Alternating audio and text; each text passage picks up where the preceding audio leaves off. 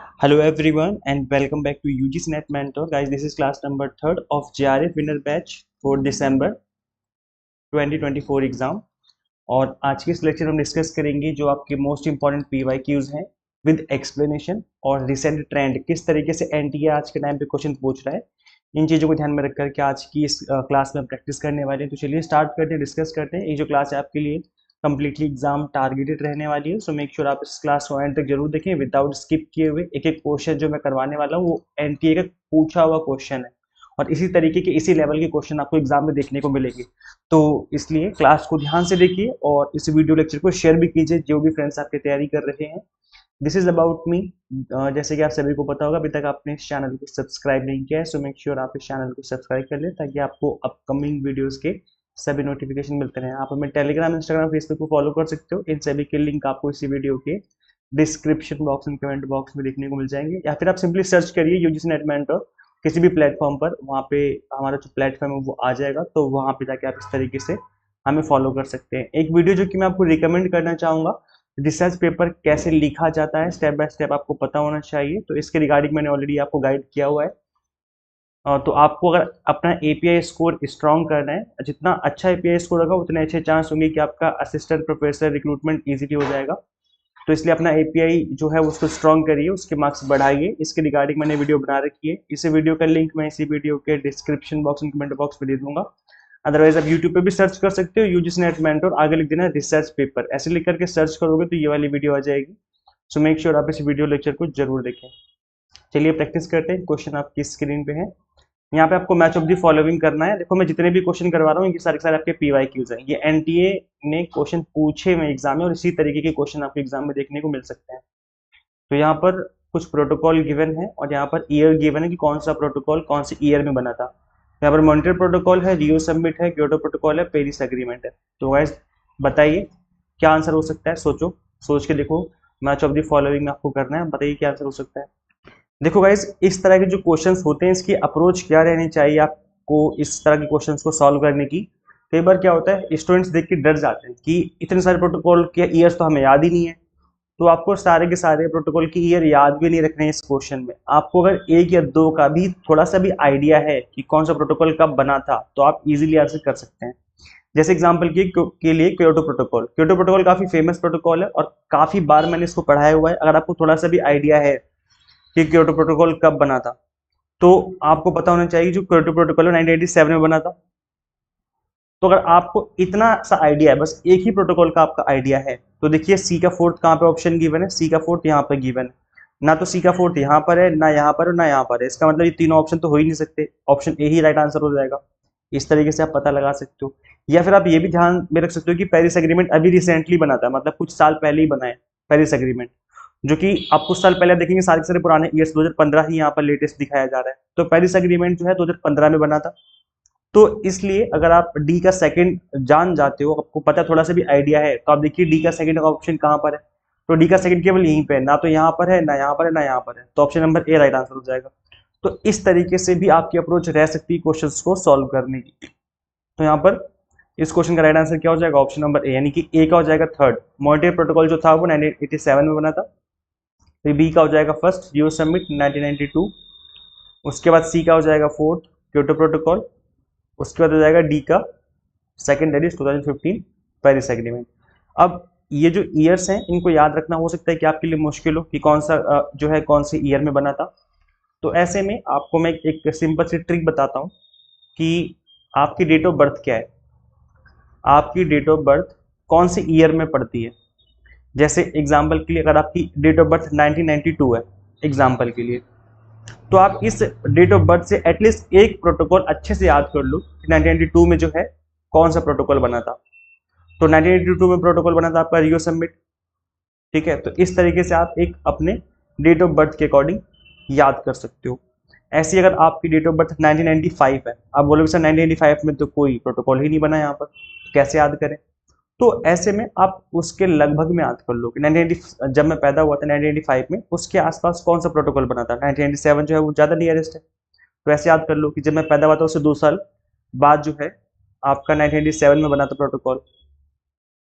ठीक है, तो इसमें जो है आपका क्योटो प्रोटोकॉल को आप इस तरीके से याद रख सकते हो कि आपके डेट ऑफ बर्थ यानी डेट ऑफ ईयर के आसपास बनता है, मतलब कुछ कुल मिलाकर के इस तरीके से आप याद कर सकते हो जिससे आपको चीज़ें याद रहे लंबे टाइम तक।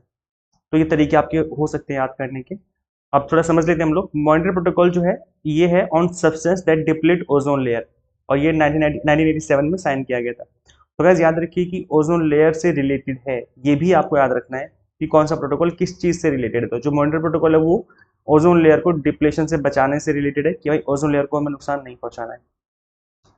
तो मॉनिटर प्रोटोकॉल है, it is international agreement to reduce the production of consumption of ozone depleting substances, ODS बोलते हैं हम लोग, जो कि ओजोन को नुकसान पहुंचाते हैं। ODS work commonly used in product like air conditioner हो गया, एसी हो गया, रेफ्रिजरेटर हो गया, फायर एक्सटिंग्विशर हो गया, एरोसोल हो गया। तो इस तरह के जो प्रोडक्ट होते हैं इसमें यूज किया जाता है ओडीएस का। इसके अलावा नेक्स्ट था आपका रियो समिट, है ना। नेक्स्ट क्या था आपका, मैं आपको दिखा देता हूँ एक बार, रियो समिट। अब हम समझेंगे रियो समिट के बारे में कि कब बना था और रियो समिट और किस नाम से जाना जाता है, ये भी एक बार समझ लेते हैं हम लोग। तो जो रियो समिट है, the United Nations conference on environment and development, also known as Rio de Janeiro conference और अर्थ समिट, याद रखिए अर्थ समिट के नाम से जाना जाता है ये। इसको हम लोग रियो डी जेनेरियो, क्योंकि रियो में हुआ था ये, इस वजह से इसको रियो समिट के नाम से भी जानते हैं हम लोग, और दूसरा नाम इसका अर्थ समिट करके। It was a major United Nations conference held on Rio de Janeiro from 3 to 14 June 1992। तो जो अर्थ समिट 1992 में बना था, और इसको हम लोग रियो समिट भी कहते हैं, ठीक है। बाकी मैंने हिंदी में एक्सप्लेन किया है, तो आई थिंक हिंदी वाले स्टूडेंट्स को समझ में आ गया होगा। क्योटो प्रोटोकॉल जो है, it was the first international treaty to set legally binding target to cut green house gases emission, was adopted 25 years ago 11 December 1997। तो अब ये 25 साल तो छोड़ ही दो, आप इस ईयर को याद रखिए, 1997 में इसको बनाया गया था। और लागू कब हुआ, ये लागू हुआ फरवरी 2005 में, ये भी आपको याद रखना है। इनटू फोर्स, मतलब इनटू फोर्स का मतलब क्या होता है कि इसको कब अपनाया गया या कब लागू हुआ, ठीक है। तो वो जो ईयर था वो क्या था, 2005 में लागू हुआ, वो वाला ईयर था। तो बना था 1997 में, फिलहाल आपको वो वाला ईयर याद रखना था इस वाले क्वेश्चन में। द पेरिस एग्रीमेंट की अगर हम बात करें तो it was adopted on December 12, 2015। तो रिसेंटली यही बना था, अभी कुछ साल पहले। एंटर इनटू फोर्स ऑन 4 नवंबर 2016, 2016 में लागू हुआ, ठीक है। अब पेरिस एग्रीमेंट जो है ये टेम्परेचर रिड्यूस करने की बात करता है। Paris agreement central aim to strengthen global response to the threat of climate change by keeping a global temperature rise this century will below 2 degrees Celsius above pre-industrial level and to pursue effort to limit the temperature increase even further to 1.5 degrees Celsius। तो ये चीज याद रखिए कि temperature increase ना हो पृथ्वी का, इस चीज के लिए इसको बनाया गया था। जबकि क्योटो प्रोटोकॉल जो था वो बनाया गया था कि हमें ग्रीन हाउस गैसेस को कम से कम करना है और कट डाउन करना है ग्रीन हाउस गैसेस को। याद रखिए इन दोनों चीजों में डिफरेंस है। काम वही है, ग्रीन हाउस गैसेस कम होंगी तो क्या होगा, ग्रीन हाउस गैसेस का इफेक्ट कम होगा तो टेम्परेचर कम होगा।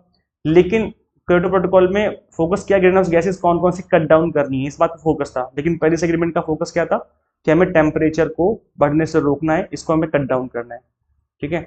तो कुल मिला के मतलब होता यही है कि हमें एनवायरनमेंट को बचाना है, लेकिन हर एक अग्रीमेंट का, प्रोटोकॉल का एक उसके अंदर एक थीम होती है कि उसका किस चीज को लेकर के उस प्रोटोकॉल को बनाया गया, उसके अंदर क्या डिस्कस किया गया। तो पेरिस एग्रीमेंट जो है वो उसका टेम्परेचर इंक्रीज करने को कम करना है।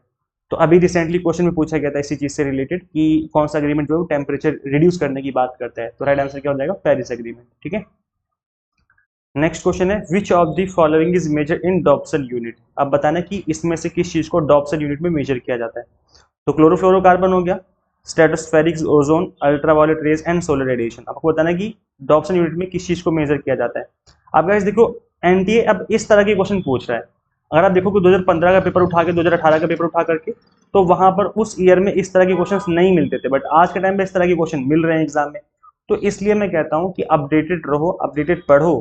जिस तरीके से अब एनटीए क्वेश्चन पूछ रहे हैं उस तरीके से चीजों की प्रिपरेशन करो। और मैं आपको हमेशा एग्जाम टारगेटेड प्रिपरेशन ही करवाता हूँ, चाहे हमारी फ्री क्लास हो चाहे हमारा पेड बैच हो, हम आपको एग्जाम टारगेटेड प्रिपरेशन ही करवाते हैं। इसलिए आप सभी के लिए सभी क्लासेस बहुत इंपॉर्टेंट रहने वाली हैं।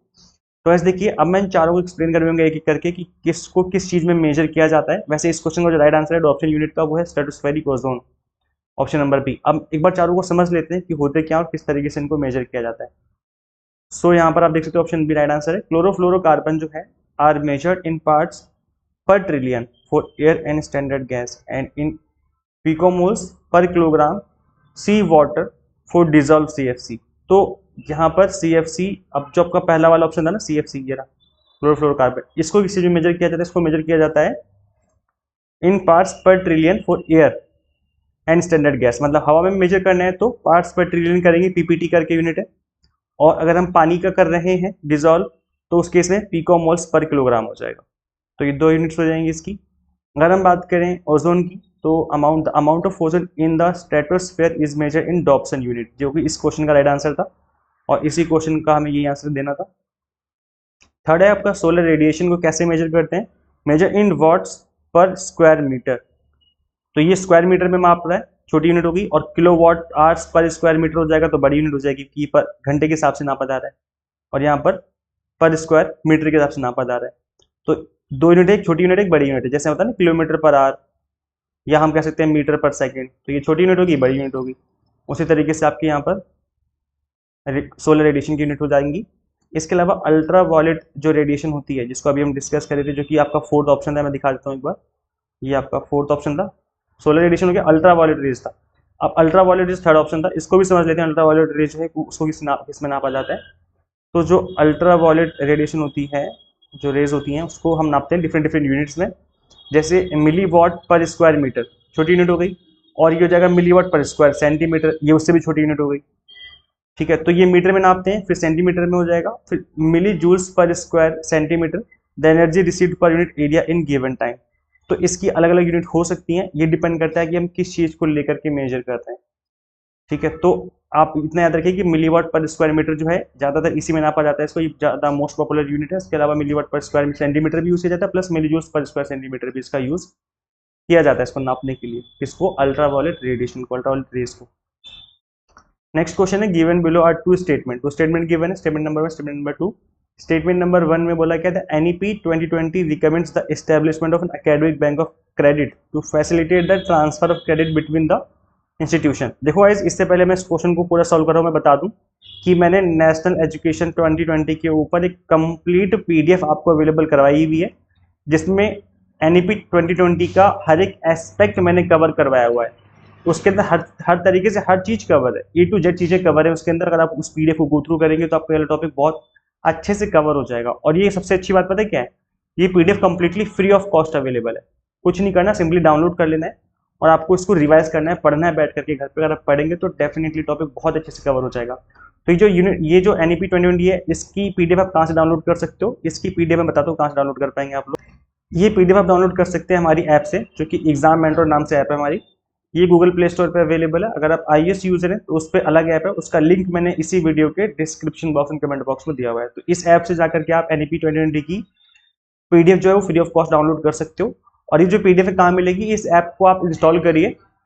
ऐप को इंस्टॉल करेंगे तो इसको होम पेज पे आपको एक ऑप्शन दिखेगा, फ्री स्टडी मटेरियल करके। फ्री स्टडी मटेरियल का एक आपको ऑप्शन दिखेगा, आपको उसी पे क्लिक करना है और वहीं पे आप चेक करना ऊपर नीचे करके, आपको ये वाली PDF मिल जाएगी। तो आप इसको डाउनलोड कर लीजिए और वहां से आप अपना जो ये वाला टॉपिक अच्छे से प्रिपेयर कर सकते हो। ठीक है, तो एज क्वेश्चन ये था that NEP 2020 recommends the establishment of an academic bank of credit to facilitate the transfer of credit between the institution.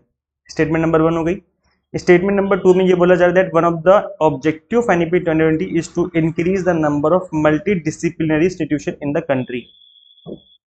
अब देखो गाइस, NEP के आने के बाद ना चीजें इतनी लिबरल कर दी गई हैं, लिबरल मतलब चीजें इजी कर दी गई हैं और ज्यादा रिस्ट्रिक्शंस नहीं रखी गई हैं। तो दोनों ही बातें सही बोली जा रही हैं यहाँ पर। एक तो मल्टी डिसिप्लिनरी, तो ये तो बहुत पहले से बोला जा रहा है कि किया जाएगा, तो वो तो ऑब्वियसली बात है, किया ही जाएगा। स्टेटमेंट नंबर 2 तो करेक्ट होगी। अब स्टेटमेंट नंबर 1 में ये बोला गया था recommend the establishment of academic bank of credit, यानी ABC बनेगा। और ये सभी को पता, अब तो आप सभी को पता भी होगा इस बारे में, ABC अकाउंट बनता है स्टूडेंट्स का। तो इसमें क्या होगा, क्रेडिट जो है आपके इस अकाउंट में ट्रांसफर किए जाएंगे to facilitate the transfer of credit between the institutions. तो आप इजीली इसके अंदर ट्रांसफर कर सकते हैं, कहीं से भी आप स्टडी करो, आपका सारा जो क्रेडिट है वो ABC अकाउंट में आ जाएगा। तो दोनों स्टेटमेंट नंबर सही है, इसका मतलब यहाँ पर both statement number 1 and 2 are true. Option number A will be the right answer of this question. ठीक है, तो आई थिंक अब आपको जो है ये क्वेश्चन समझ में आ गया है। सो जो न्यू एजुकेशन पॉलिसी है 2020 replace the education policy 1986। The policy aims to transform India's education system by 2030, 2030 तक का लक्ष्य है कि तब तक हम कंप्लीट तरीके से ट्रांसफॉर्म कर देंगे, जो रिकमेंडेशन है वो लागू कर देंगे। A committee under former cabinet secretary TSR Subramaniam was formed to provide suggestions for education policy. याद रखिए ये बहुत इंपॉर्टेंट है दैट कि किसके सजेशन पे हुआ था, कौन इस कमेटी किसके अंडर बनी थी। So committee under former cabinet secretary TSR Subramanian, ये नाम याद रखिए। कई बार तो ये भी आपके एग्जाम में पूछा जा सकता है, इंपॉर्टेंट है गाइस, तो इसका नाम याद रखना, इनका नाम आपको याद रखना है।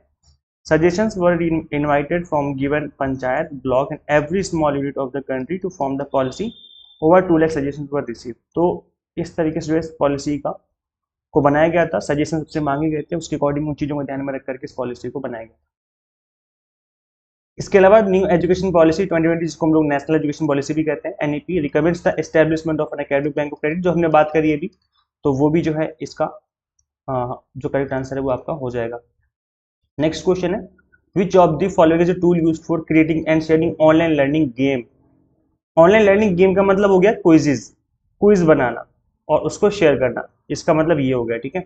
तो मेंटीमीटर है, पैडलेट है, काहूत है, जूम है।